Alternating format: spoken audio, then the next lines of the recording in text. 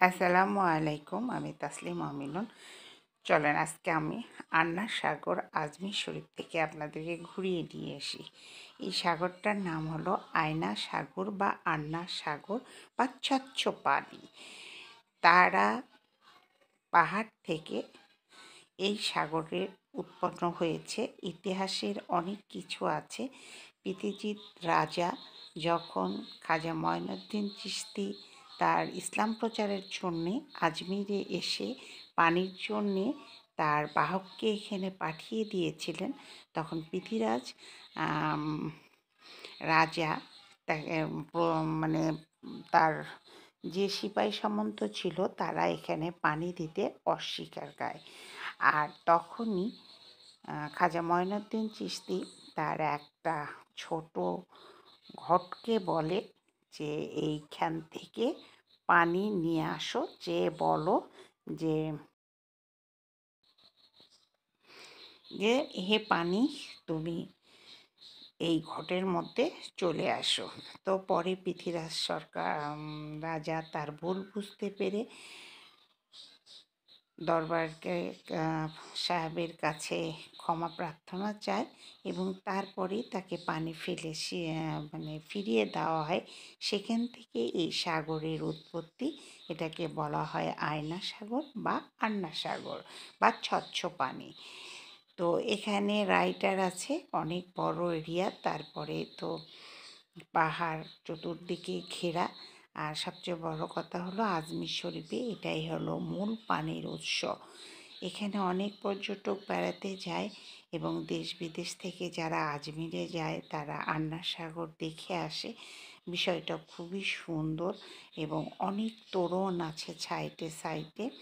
তো পানিগুলোর ঢেউগুলো তো এমনিতেই ভালো লাগে, তারপরেও এই রকম পাহাড় পর্বতে ঘেরা এই ঢেউগুলো দেখতে আরও মজা। তো সব মিলিয়ে এটা একটা ঐতিহাসিক স্পট। আর এখানে সবাই কিন্তু দেখতে আসে। তো আমরাও সবার মতো দেখতে এসেছিলাম, সবার সাথে ঘুরলাম। অনেক দূর এরিয়া, তো মোটামুটি বিষয়টা সেই আমলের, দেখতে খুবই সুন্দর। অনেকগুলো ত্রণ আছে। এটাকে মনে হয় এখানে কোনো রাজাবাসারা এসে থাকতো। তো এখানে তোরণগুলোতে কিন্তু অনেক কবুতর আছে, কবুতরগুলো এখানে থাকে। আর তোরঙ্গের বিষয়টা কিন্তু একই রকম, সবগুলো দেখতে এরকম। অনেক বড় এরিয়া, মোটামুটি আমরা পুরাটা না ঘুরলেও 30% মানে 40-র মধ্যে 30% আমরা ঘুরেছি। সবচেয়ে ভালো লাগে পাহাড়ের প্রতিচ্ছবি যখন পানির উপর পড়ে। তারা পাহাড় থেকে মনে হয় আন্না সাগরের উৎপত্তি। ইতিহাসে অনেক কিছুই আছে।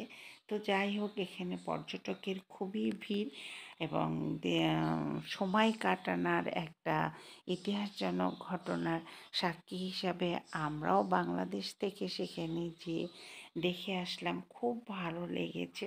সব কিছু মিলিয়ে দিনটা আমাদের খুব সুন্দর গিয়েছে। ভাবলাম আপনাদের সাথে শেয়ার করি।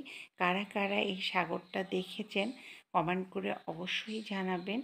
আর এইরকম একটা বিষয়ে আপনাদের সাথে শেয়ার করতে পেরে আমার সত্যিই খুব ভালো লাগছে। আর এইদিকে তো অনেক সবুজ গাছপালায় ভরা, প্রচুর পরিমাণে বাগান এবং এখানে কিন্তু অনেক বক আছে, পানকৌড়ি আছে এবং পাখির কিচিরমিচির শব্দে সময়টা খুবই সুন্দর কাটবে। সব মিলিয়ে সবাই আমার সাথে থাকার জন্য অসংখ্য ধন্যবাদ। ভালো থাকবেন, সুস্থ থাকবেন। আল্লাহ হাফেজ।